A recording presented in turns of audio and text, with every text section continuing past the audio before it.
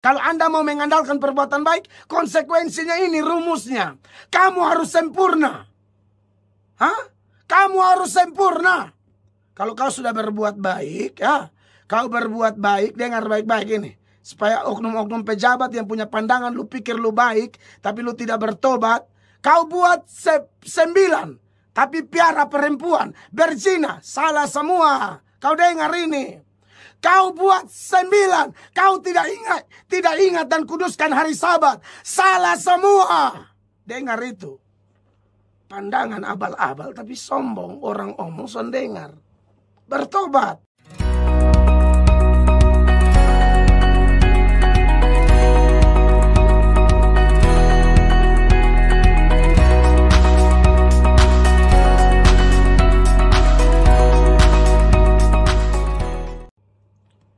Dari 1 Yohanes ya.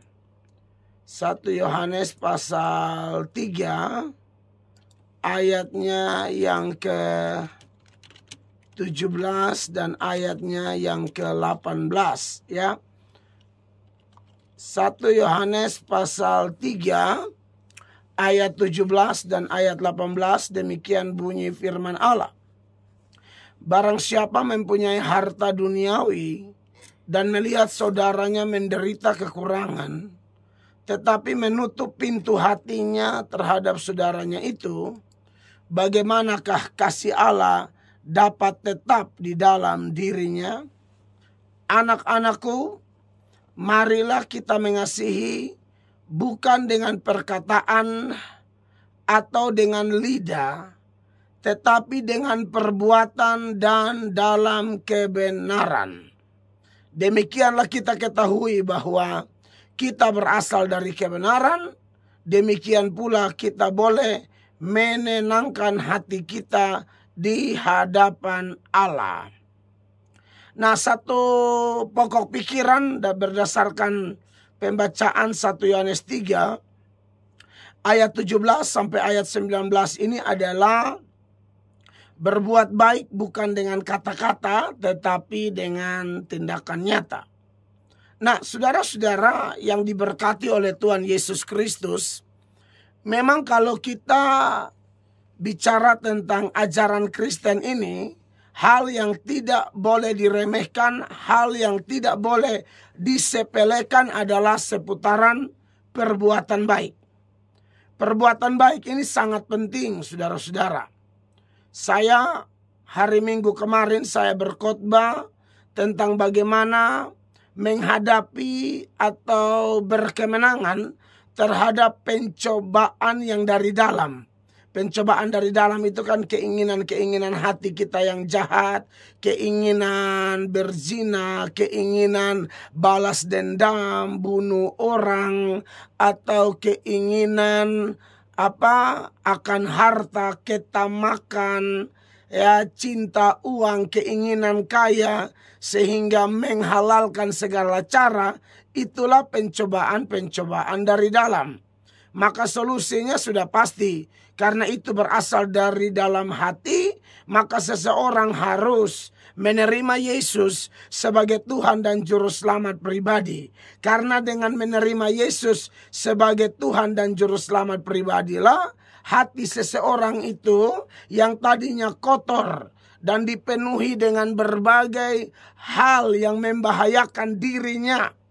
Karena hal-hal tersebut merusak hubungannya dengan Allah, lalu otomatis merusak hubungannya dengan sesama, dan ujung-ujung adalah menghancurkan dirinya.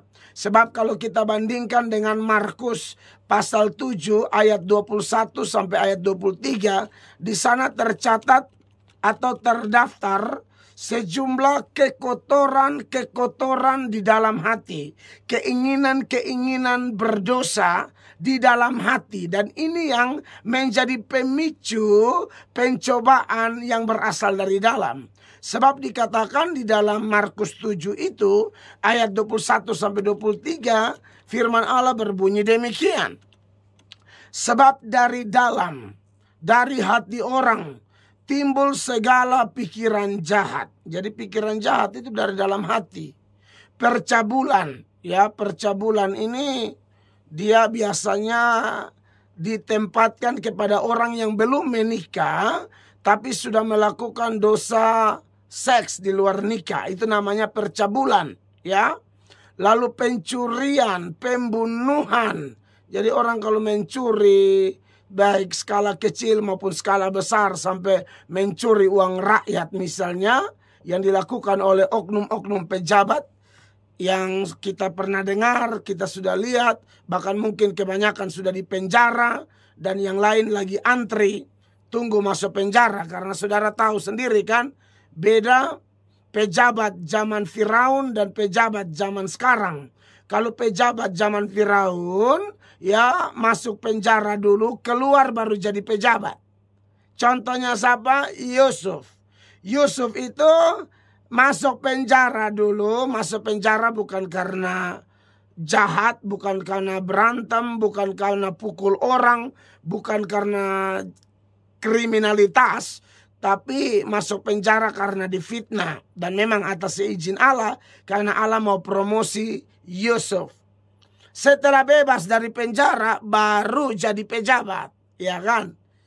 Tapi di Indonesia, kita selalu temukan informasi berita di media, di koran, televisi, radio, YouTube, Facebook, atau media-media online lainnya, bahwa ada pejabat yang menjabat dulu.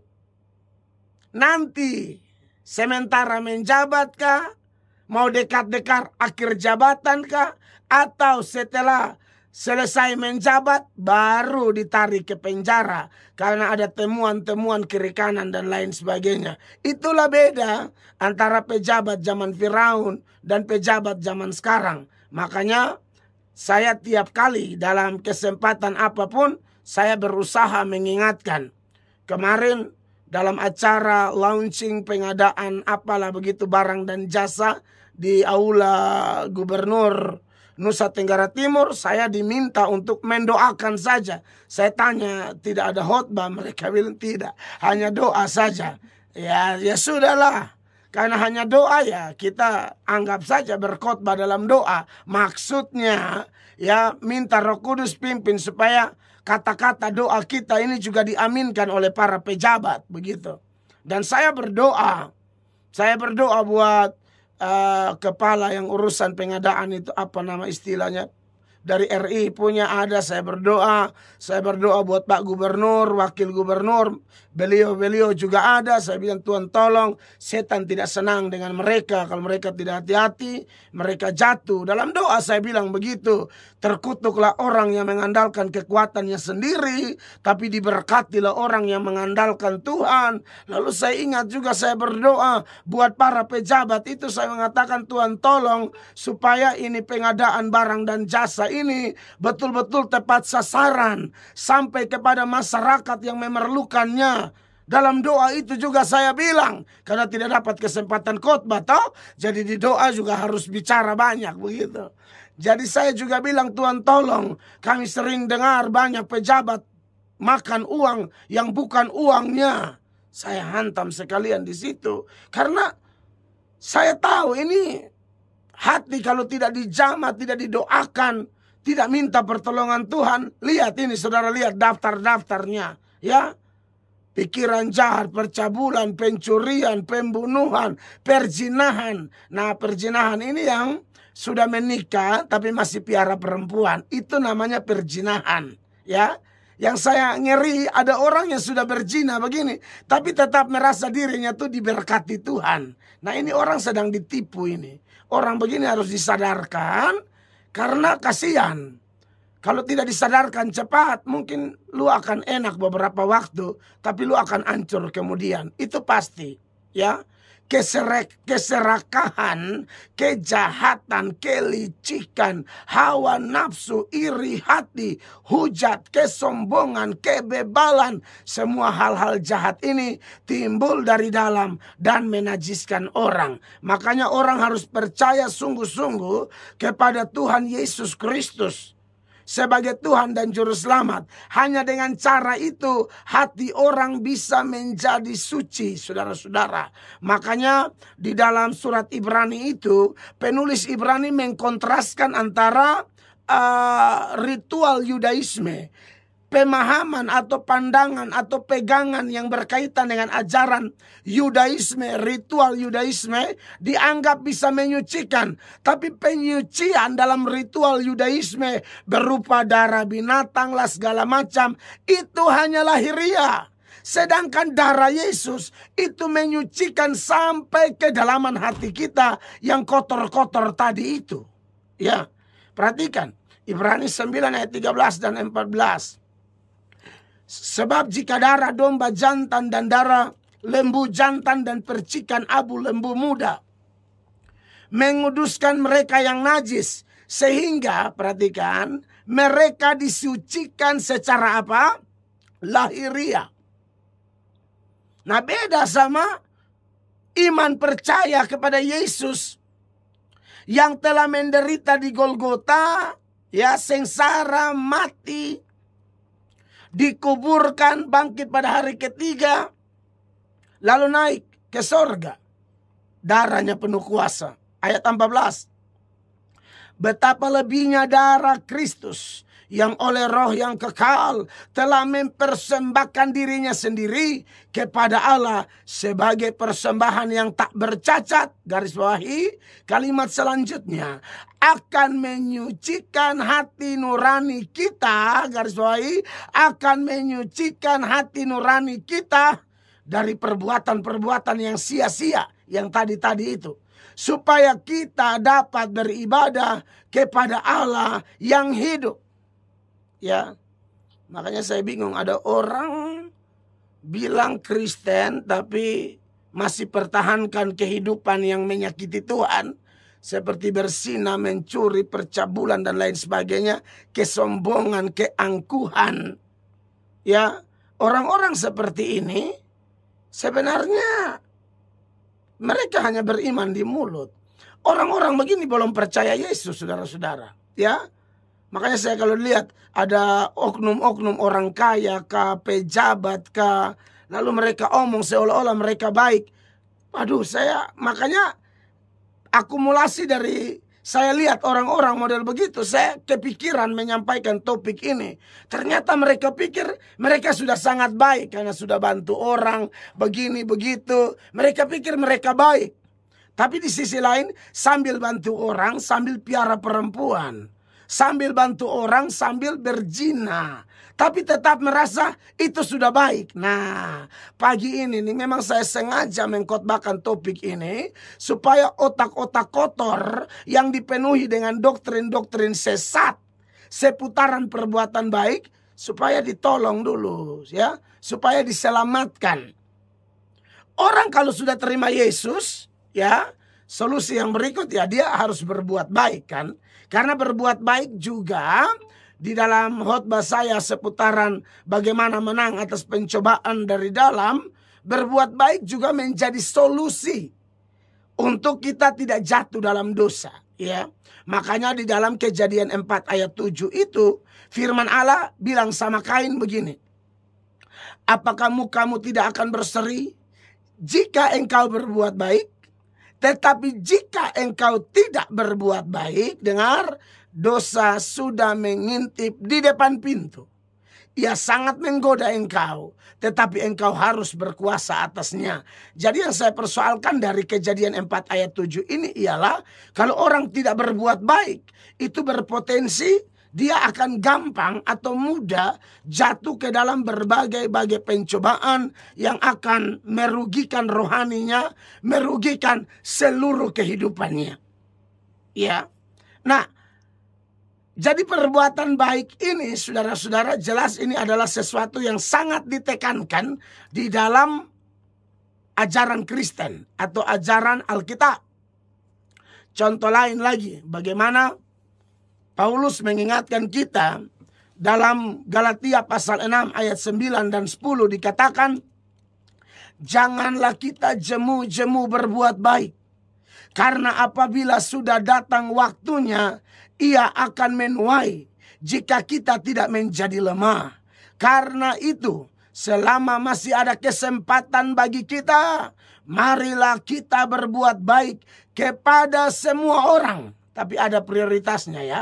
Tetapi terutama kepada kawan-kawan kita seiman. Kita disuruh mengasihi tidak pandang suku, tidak pandang agama, ya, tidak pandang latar belakang status sosial, tetapi yang paling utama adalah kepada saudara-saudara kita seiman. Nah, jadi dari data-data ini dan tentu masih banyak data lain seputaran bagaimana pentingnya perbuatan baik.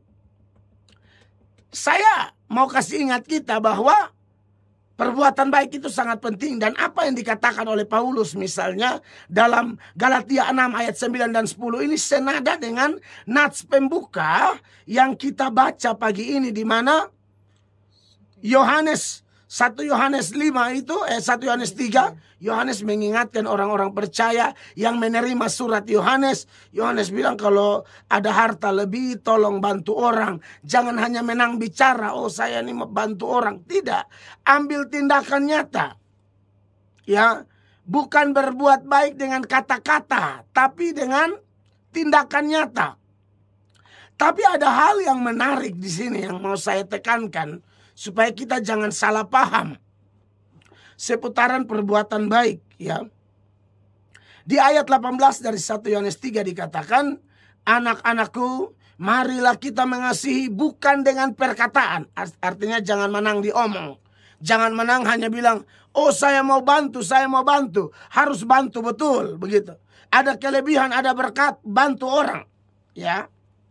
Saya bilang sama jemaat Tuhan, saya bilang kalau ada berkat, bantu. Kalau orang terlalu susah, tidak usah minta kembali. Kan saudara diberkati. Tapi memang ada orang yang minta bantuan pun tidak kira-kira. Ya, minta langsung 50 juta, 100 juta. Lu kira-kira uang ini kali daun kersen kok, daun siri kok, apa, ketu-ketu, pilih-pilih, hela-hela. Kan orang juga kerja putus kayu batu. Pinjam uang juga pakai otak. Jangan datang langsung 100 juta, 50 juta. Ya maksudnya Anda pikir kali bagi gitu loh. Takutnya tidak bisa ganti, takutnya macam-macam, atau lihat kondisi orang yang Anda datangi juga. Tapi saya ajar sama jemaat Tuhan, kalau memang orangnya membutuhkan dan Anda punya kelebihan berkat, tak usah minta kembali. Kasih saja, nanti Tuhan berkati kita. Ingat, yang membutuhkan ya nanti saya ajar kita atau saya ingatkan kita pada pagi ini bagaimana memberi yang benar. Sebab ayat ini bilang begini. Ya, marilah kita mengasihi bukan dengan perkataan atau dengan lidah, tetapi dengan perbuatan dan dalam kebenaran. Jadi saudara, berbuat baik itu jangan omong doang, tapi harus dengan tindakan nyata. Tapi tindakan nyatanya bagaimana? Bukan menurut pandangan kita. Perbuatan baik harus dalam kebenaran. Ya, ini dia. Kalau tidak dalam kebenaran, tidak bisa, saudara-saudara. Ya. Sebab begini yang tadi saya katakan ya, bahwa banyak orang merasa mereka ini berbuat baik. Ya. Tapi tidak dalam kebenaran. Saya contohkan orang-orang yang berbuat baik tidak dalam kebenaran itu, yang sering saya bacakan atau saya khotbahkan di Matius pasal 7 ya, ayat 21 sampai ayatnya yang ke-23. Ya, dikatakan bukan setiap orang yang berseru kepadaku Tuhan, Tuhan akan masuk ke dalam kerajaan sorga, melainkan dia yang melakukan kehendak Bapakku yang di sorga. Pada hari terakhir banyak orang akan berseru kepadaku, Tuhan, Tuhan, bukankah kami bernubuat demi namamu? Ini orang pelayanan ternyata. Dan mengusir setan demi namamu. Mungkin kalau konteks sekarang, ini orang persekutuan doa yang suka pelayanan KPI, pelepasan, jadi usir-usir setan. Ya kan? Tampalah rumah, biasa istilah tampalah rumah tuh, doa keliling rumah supaya setan-setan pergi. Ya, atau doa apa lagi? Puasa, usir setan, dan mengadakan banyak mujizat demi namamu juga. Nah ini saudara lihat, berkhotbah atau bernubuat, usir setan, bikin mujizat. Ini orang pelayanan semua. Tetapi waktu mereka lapor, Tuhan Yesus bilang, yang masuk surga tuh yang melakukan kehendak Bapa. Ternyata orang-orang ini melayani tapi tidak sesuai kehendak Bapa. Berbuat baik yang menurut pandangan mereka baik tapi tidak sesuai kehendak Bapa. Makanya di ayat 23 dikatakan, pada waktu itulah aku akan berterus terang kepada mereka dan berkata, aku tidak pernah mengenal kamu. Enyala daripadaku, kamu sekalian pembuat kejahatan. Saudara, ini terlalu jelas bagi kita ya, bahwa ternyata apa itu kehendak Bapa di sorga. Saya kalau bandingkan dengan Injil Yohanes ya, kehendak Bapa di sorga menurut Yohanes pasal 6 ya, ayat 29 dikatakan demikian ya. Jawab Yesus kepada mereka, inilah pekerjaan yang dikehendaki Allah, yaitu hendaklah kamu percaya kepada Dia yang telah diutus Allah. Makanya kalau bicara berbuat baik dalam kebenaran, saya tekankan, yang paling pertama, perbuatan baik kita itu bisa berkenan kepada Allah atau tidak. Kita percaya pada Yesus atau tidak? Kita beriman pada Yesus atau tidak? Karena tanpa beriman pada Yesus pun banyak orang bisa berbuat baik. Tanpa beriman kepada Yesus pun banyak orang bisa menyumbang ke panti asuhan. Tanpa beriman kepada Yesus pun seseorang bisa tolong orang yang kecelakaan di jalan, lalu bantu orang yang sedang terkena corona, terkena bencana, musibah, gempa bumi, tsunami. Bisa.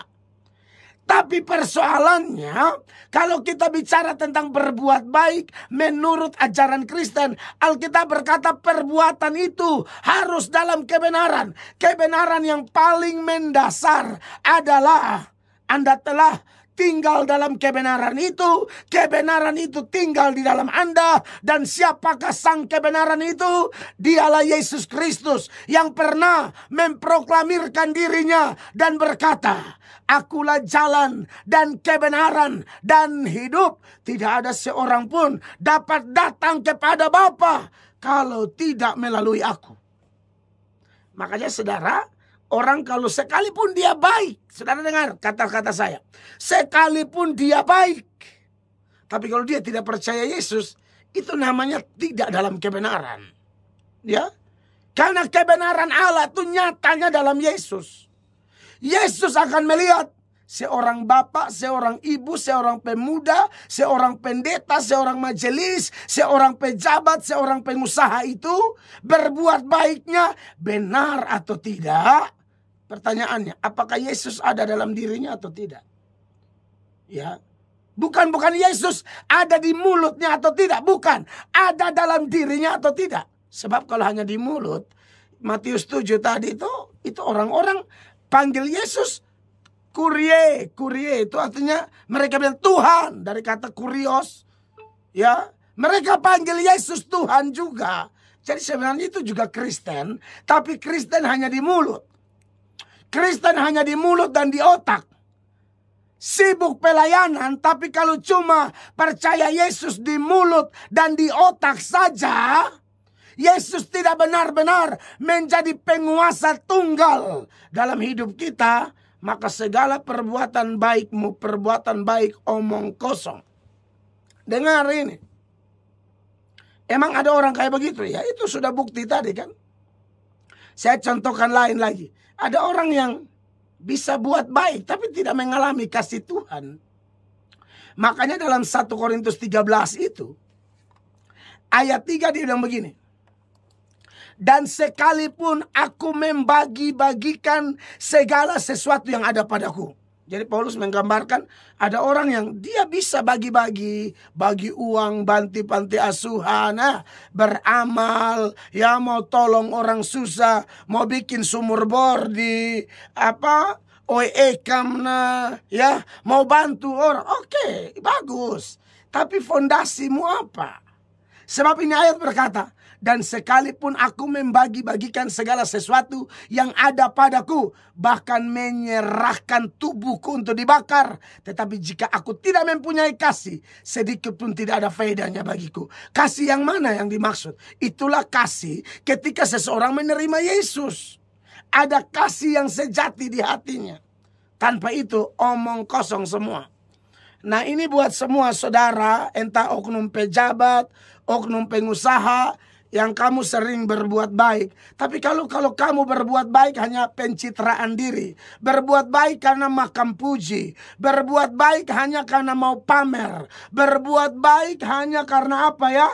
Ya ada udang di balik batu lah. Kamu jangan bilang kamu sudah baik. Kamu harus bertobat dulu. Terima Yesus.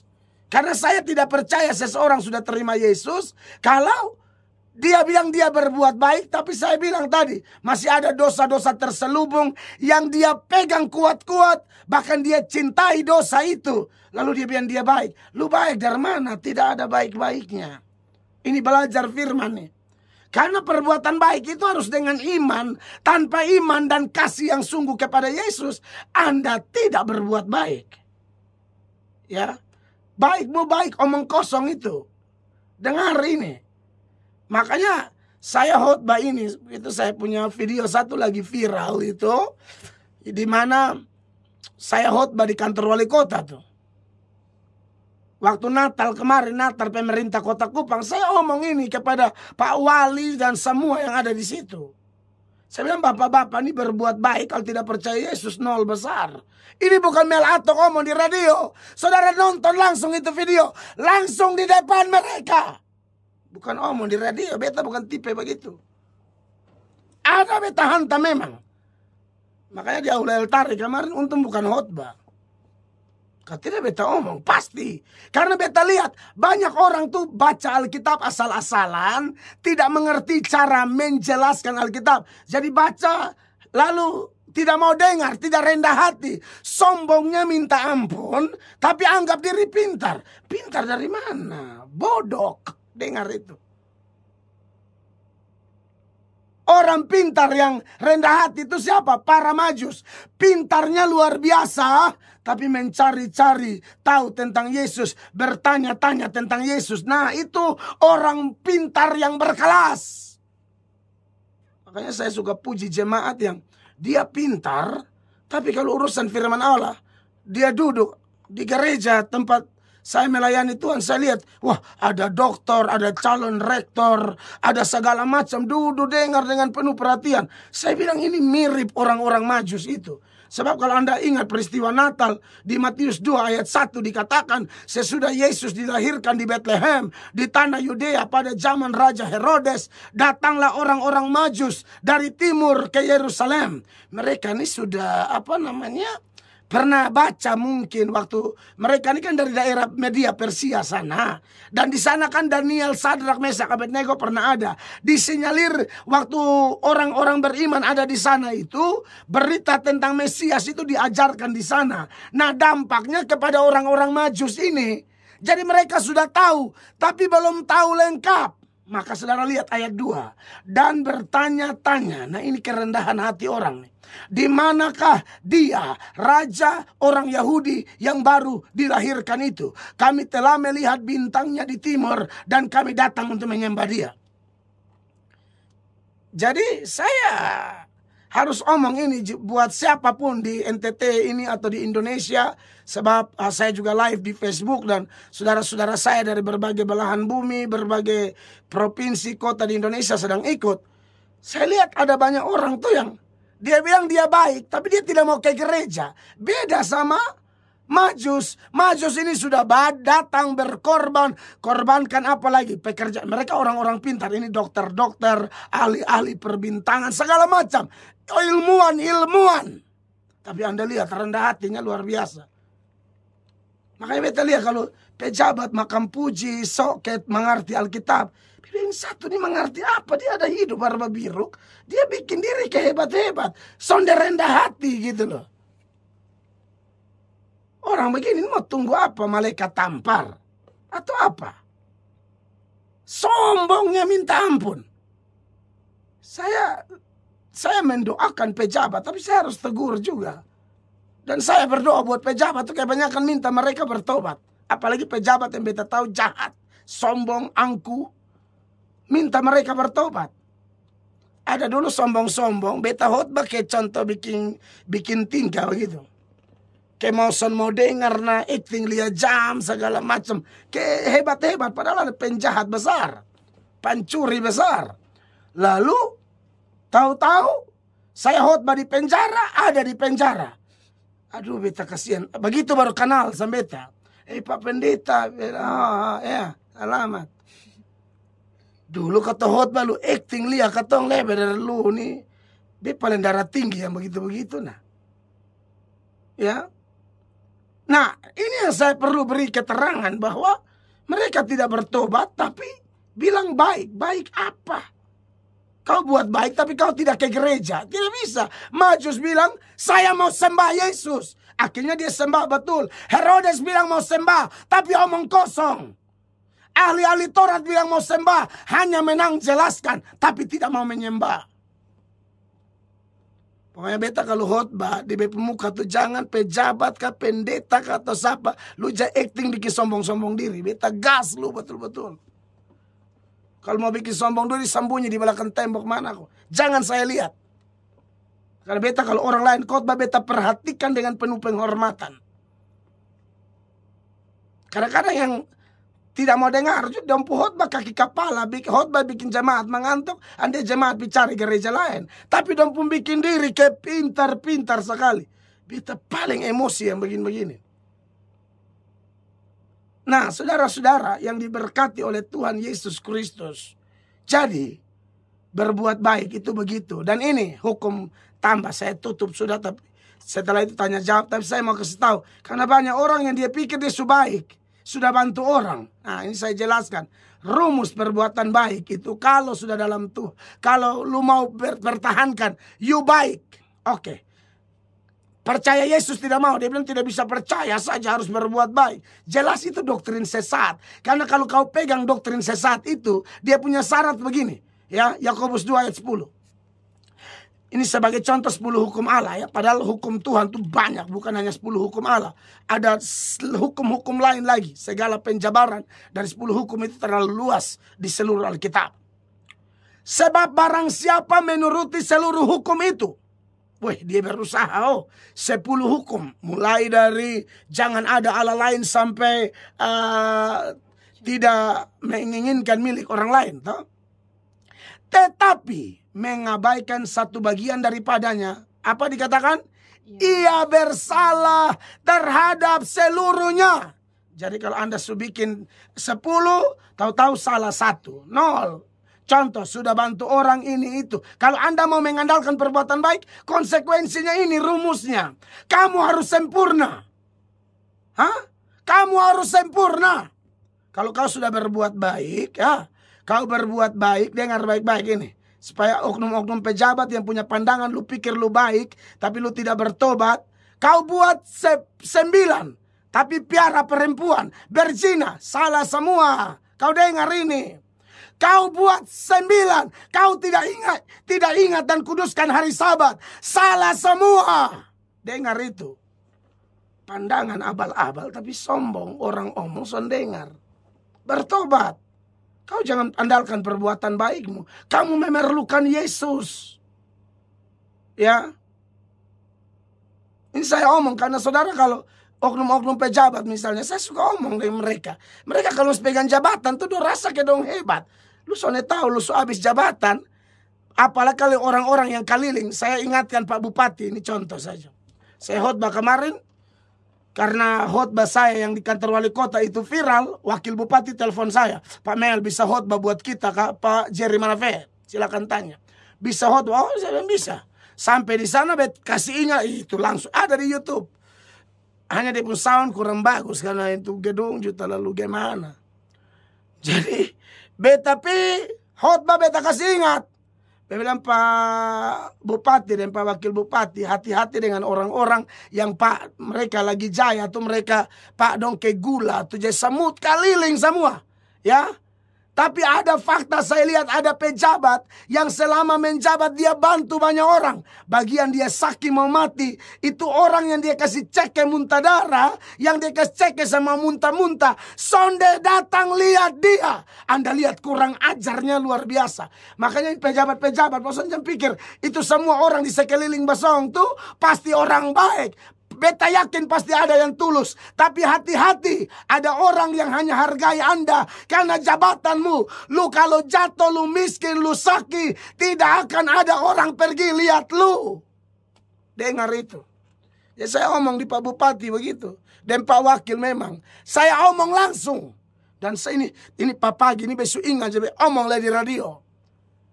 Jadi Anda mesti cari Tuhan. Supaya Tuhan kirim orang-orang di sekeliling Anda tuh. Orang-orang yang tulus. Seperti Yosua ada bersama dengan Musa. Seperti Kaleb. Seperti Elisa mendampingi Elia.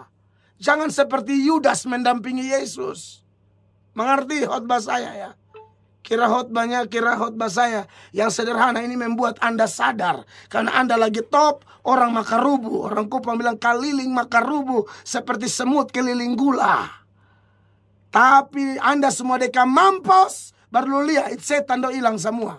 Makanya kalau pendeta doa, makanya paling suka tuh pi doa kas pejabat tunggu di ancar-ancar berbepi doa. Karena kalau dia masih jaya, kotong pideka dia pikir batama minta dia doi. Dia pikir dia terlalu hebat. Dia pikir dia Tuhan Allah. Oh tidak. Pendeta tidak boleh murahan. Betson tahu dan pendeta lain. Mel Atok tidak mau begitu.